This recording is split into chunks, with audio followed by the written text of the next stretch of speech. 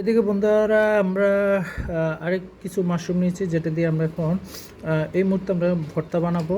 এই ক্ষেত্রে আমরা মাশরুমগুলোকে এভাবে কুচি কুচি করে কাটতে হবে। কাটার পরে আমরা সিদ্ধ করব, তারপরে এটা দিয়ে লবণ মরিচ দিয়ে পেঁয়াজ দিয়ে আমরা ভর্তা বানাবো।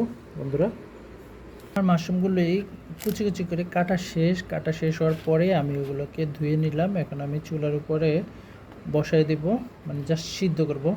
সিদ্ধ করার পরে দেখি কি হয়, সাথেই থাকুন।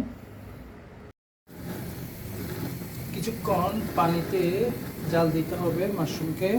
এভাবে জাল দেওয়ার পর জাস্ট এটা একটু সিদ্ধ হবে। আমাদের মাশরুম ভর্তা করবো এটাকে আমরা, এগুলো সিদ্ধ হচ্ছে। আমাদের মাশরুমগুলো অলরেডি সিদ্ধ করা শেষ। সিদ্ধ করার পরে আমি এখানে একটু পেঁয়াজ কাঁচামরিচ সবগুলোকে একটু ভাজা করে নিয়েছি। তারপরে এগুলোকে আমি এখন যদি একসাথে করি মাখাই, আসলে গরম পারতেছি না। মাখানোর পরেই আমাদের কিন্তু মাশরুম ভর্তা অলরেডি রেডি। এই সুন্দর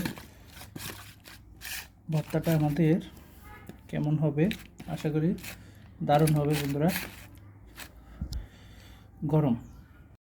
অতঃপর বন্ধুরা, আমাদের কমপ্লিট মাশরুমের ভর্তা, এই যে একদম কাঁচা মাশরুমের আমাদের ভর্তা রেডি। আমরা এখন ভাত দিয়ে খাবো।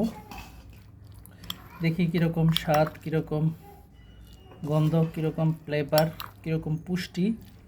ইনশাল্লাহ বন্ধুরা, কমপ্লিট মাশরুমের ভর্তা।